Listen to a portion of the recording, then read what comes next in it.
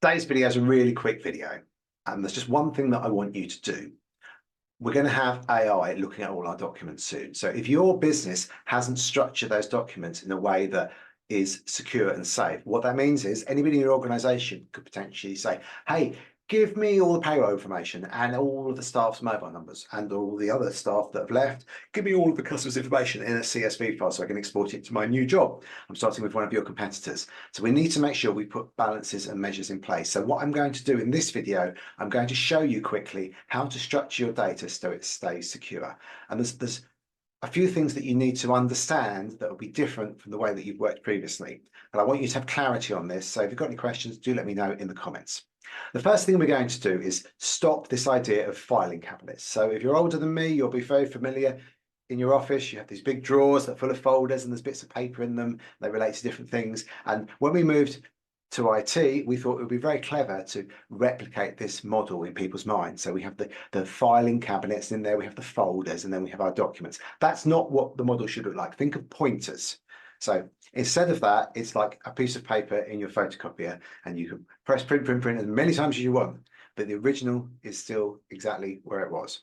So stop thinking about filing files in folders. It's a waste of time. Instead, think of pointers. So we need to create structured data. The simplest way of doing that, if you're a Microsoft 365 user, is to start using teams to organize data structures. So you can have an accounting team, you can have project XYZ team, you can have your marketing team, and then all the stuff relating to that team, to that group of people's stuff that they work together goes within that team, and the data is stored in SharePoint. Then the second thing that you need to do is, while we're thinking of these pointers, when you create a document, first thing you do, and this is a completely new way of working for some people, first thing you do is you save the document where it's going to go. So before you start typing anything, you create the document and save it in its location. Now there's three different types of documents you need to be concerned with. Those documents no one's ever going to look at. And quite frankly, it doesn't matter where you file those, but they're just for compliance. So we can just put them in a folder somewhere. Those documents that are relating to, that people are going to look at quite a lot and change quite a lot, those are things like your policies and procedures. And then you've got short-lived documents. They're things like quotes and proposals, emails, and you're unlikely to ever look at those once you've sent them off. So there'll be a short period of creating the document, discussing it, and then it's done. So they require slightly different approaches. The stuff that no one's going to look at, just automatically file away. And then we can set retention policies. So after 7 years, or whatever you want, 10 years, it just gets deleted. And then the second type of documents, those documents that are looked at by lots of different people, like your policies, procedures, etc. You want a filing structure for those. So you should have a company folder, and in there should be some, or maybe called policies and procedures, and all the documents sit in there. And then maybe inside that, there's a folder that only the HR team can access, which has got drafts versions of those documents. But the point is, we don't start moving them around all over the place. We create them and we leave them be. Then the documents that you're working on day to day. And now what this occurred to me a while back is that the way that we've been taught to file things, thinking about filing cabinets, makes no sense. Instead, what you want to do is think about, right, what team needs to access these documents? That's where it's going to have to go. If it's just you, it can go in your OneDrive folder. You don't need to give everyone access to it. But the point is that you create it in the place it's going to end up. So if you're on the finance team and you're doing June 2024's payroll, then there should be a folder called 2024 accounts, a folder in there called payroll, and then there's a folder called June, and all the stuff for June goes in there. And then you can just set the 2024 folder. After 7 years, it gets deleted. It's simple, easy to do, and you create the documents once and then file them away.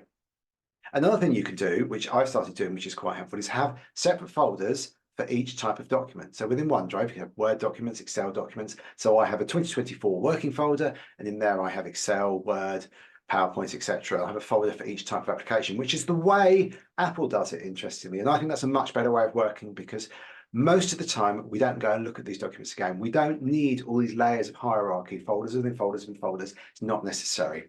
So a couple of other things I want to show you. First of all, this is the matrix for how you should set up your file structure on your system.